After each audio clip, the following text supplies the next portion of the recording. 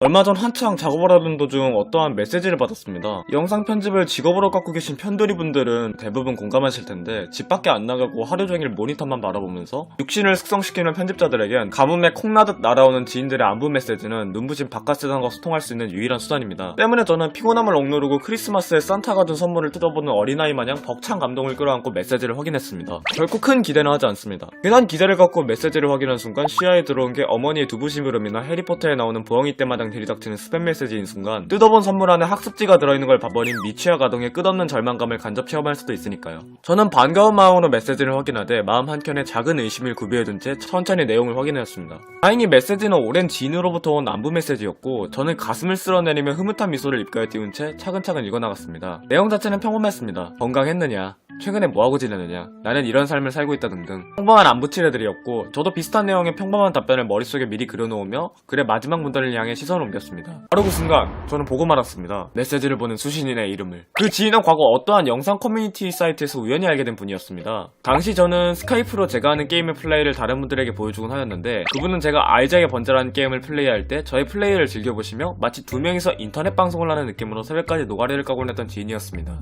그분에게는 유별난 취미가 하나 있었는데 바로 코스프레였습니다. 하늘하늘한 드레스 위주의 코디네이트와 수려한 화장 기술로 코믹해라고 하는 동인 이벤트에도 참여하시는 등 취미 활동에 굉장히 열정적인 분이셨는데 다양한 의상의 캐릭터들을 보여주시며 저에게도 곧잘 코스프레를 해보질 않겠느냐고 권유하시곤 하셨습니다. 여기까지 들으면 재밌는 취미를 가진 여성분과의 달달했던 기억이라고 생각할 수도 있는데 한 가지 큰 문제가 있었습니다. 그분은 남성분이셨습니다.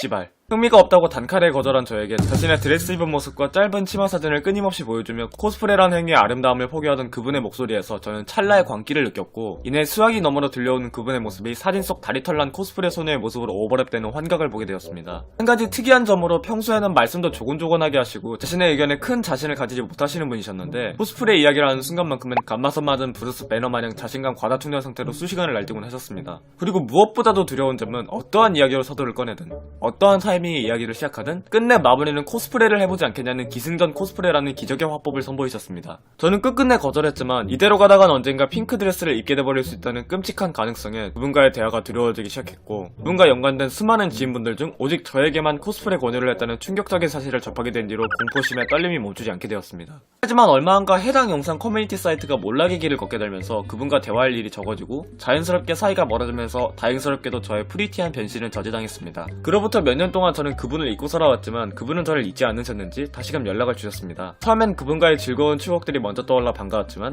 봉인했던 어두운 우려와 불안한 감정들이 수면 위로 점차 떠오르자 두려움이 앞섭니다. 평범한 안부 메시지 가장 마지막 문단에 제가 무엇보다 두려워하던 그 권유가 다시 적혀져 있다면 저는 어떻게 해야 할까요? 저는 구태여 해당 메일의 마지막 문단을 확인하지 않은 채 두려움을 배제한 반가운 마음만을 담아 답장을 보냈습니다. 그 마지막 문단은 프로메테우스를 증오한 제우스가 그에게 건네준 열어선 안되는 판도라의 상자이자 저의 나약한 마음과 두려움이 깃든 구슬픈 묵시록이겠지요.